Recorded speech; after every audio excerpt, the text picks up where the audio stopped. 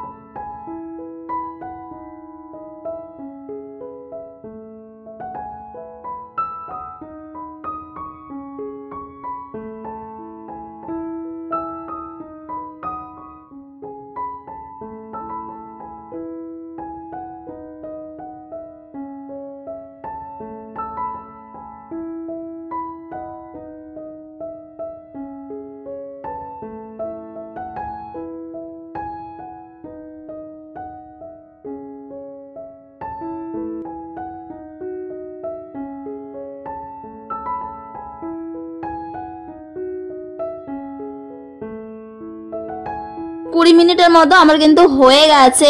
তো দেখতেই পাচ্ছ মানে পুরো ঘেমে ঘুমে একাকার, মানে কত ক্যালোরি বার্ন হয়েছে। তোমরাই দেখো তার রেজাল্ট যে এটাতে কতটা উপকার হয়।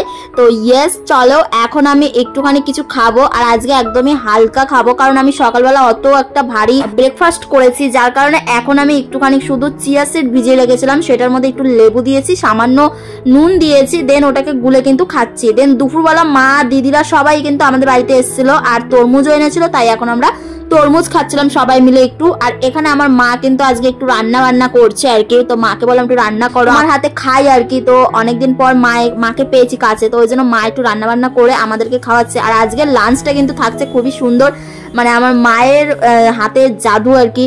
আমার মায়ের হাতের মাছের ঝোল খেতে ভীষণ ভালো লাগে। তো ওই জন্য মাকে বললাম যে মা আজকে তুমি কিন্তু মাছের ঝোলটা রান্না করো। তাই মাকে বলেই দিয়েছে যে হালকা ফুলকা তেল দেবে মা, ওই জন্য মা কিন্তু হালকা তেলেই সবকিছু করেছে। তো এই দেখো পাতলা করে ঝোল করেছে, মাছ দিয়ে একেবারে আলু দিয়ে বেশ পাতলা ঝোল করেছে। আমি কিন্তু আলুটা নিইনি, একটা আলু নিয়েছি 1 পিস, আর 1 পিস মাছ নিয়ে নিয়েছি। আর এখানে হচ্ছে চিচিঙ্গে ভাজা করেছিল মা, আর হচ্ছে ভেন্ডি ভাজা করেছিল, তো ওই দুটো নিয়েছি। আর অনেকটা স্যালাড নিয়ে নিয়েছি। আর আমি আমার ব্রাউন রাইসের কিন্তু ভাতটা নিয়ে নিয়েছি। এখন চলো জমিয়ে একটু খাওয়া দাওয়া যাক মায়ের হাতের রান্না। এতদিন তো আমি নিজেই রান্না বান্না করে খেয়েছি, কিন্তু এখন মাকে পেয়েছি, তো তাই মাই রান্না বান্না করে কিন্তু সামনে দিচ্ছে, বেশ ভালো লাগছে। আর পেট ভরে একদম খাচ্ছি। মাও মানে বলছে, আমি মাকে সবই বলেছি যে মা আমি কিন্তু একদমই তেল মশলা ঝাল খাই না, মারা কিন্তু খুব ঝাল খায়, তো আমার জন্য একটু কম ঝাল খাচ্ছে এখন। এই দেখো বিকেলবেলা মাকে নিয়ে আজকে একটু বেরোচ্ছি আর কি বাজারের দিকে। তো মাকে বললাম চলো মা তোমাকে নিয়ে একটুখানি বাজারে যাই, সবসময় ঘরে থাকো, তো আজকে চলো আমার সঙ্গে। আজকে কিন্তু আমি হাঁটতে যাইনি, তো এইভাবে একটুখানি ঘুরে হেঁটে হেঁটে মাকে নিয়ে যাচ্ছি বাজারে, মানে সোজা রাস্তা দিয়ে যাইনি, আমরা একটু উল্টো রাস্তা দিয়ে বেশিক্ষণ ঘুরে আমরা তিনজনা মিলে চলে যাচ্ছি বাজারে। তো চলো মাকে নিয়ে যাই বাজারে, আমার কিছু টুকিটাকি বাজারের জিনিসও কিনতে হবে, প্লাস মাকে দেখি একটু ফুচকা খাওয়াবো, ব্যাঙ্গালোরে এসছে আর ফুচকা খাওয়াবো না তো তাই বললে হয়, তো মাকে একটু ফুচকা খাওয়াবো আর যেগুলো আমার নেওয়ার আছে আর কি, রাতে রান্না হবে আবারও, সেই জন্য কিছু সবজি টবজিও নিতে হবে, ওই জন্য আমরা তিনজন বেরিয়ে পড়েছি।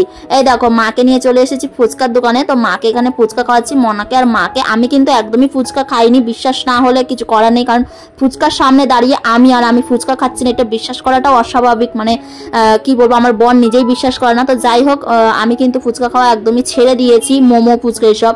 তো মা আর মনাই খেলো। তো এই দেখো ফুচকা তো বাড়িতে এসে আমি এখানে ছোলা সিদ্ধ করে রেখে গেছিলাম, তো ছোলার মধ্যে একটু কুচি করে শশা রেখে দিয়েছিলাম, দেন সেগুলোকে মিক্স করে এখন আমি খেয়ে নেবো। এটা হচ্ছে বিকেলবেলাকার মানে সন্ধ্যাবেলাকার খাবার। আর এখানে দেখো আমি রুটি করছি, আমার মা আর মনা কিন্তু চলে গেছে দিদির বাড়িতে, আর আমি এখানে আমার জন্য আর আমার বরের জন্য রুটি বানাচ্ছি। তো দেখো ইন্ডাকশানে রুটি বানাচ্ছি, ফোলে না রুটি ইন্ডাকশানে, বুঝতে পেরেছো, কারণ না ইন্ডাকশানের তাপটা অনেকটাই কম, তো যার কারণে কিন্তু কারেন্টের তাপ তো ওই জন্য খুব একটা তাপ লাগে না, যার কারণে কিন্তু রুটি না ফুলতে চায় না, দুই একটা ফুলে যায় বাট বেশিরভাগটা না ফুলতে চায় না।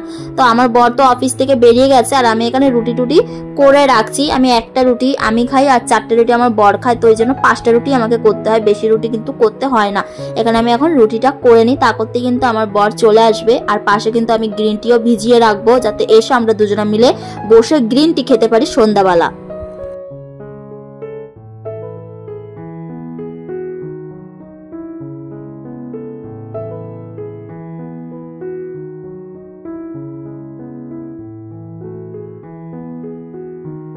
রুটি করার পর কিন্তু আমি এখানে গ্রিন টি নিয়ে চলে এসেছি, আর আমার বড় কিন্তু চলে এসছে, তা করতে আর কি রুটি করা শেষ হয়েছে আর আমার বড় এসছে, আর এখানে আমরা দুজনে মিলে এখন গ্রিন টি খাচ্ছি।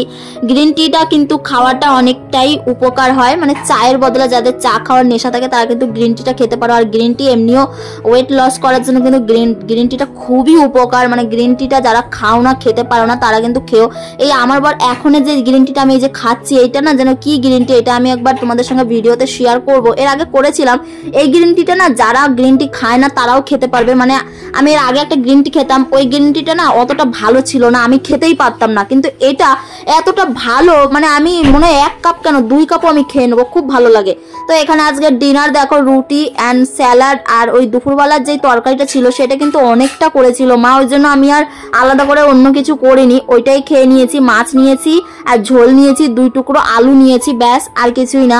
তো আমার মনে হয় দুবেলা খেলে কোনো অসুবিধা হবে না, কারণ রোজ রোজ তো আর খাই না, তাই না? তো একবার এক দিন দুবেলা খেয়ে নিলে অসুবিধা কিছু হবে না, তো এটাই আর কি।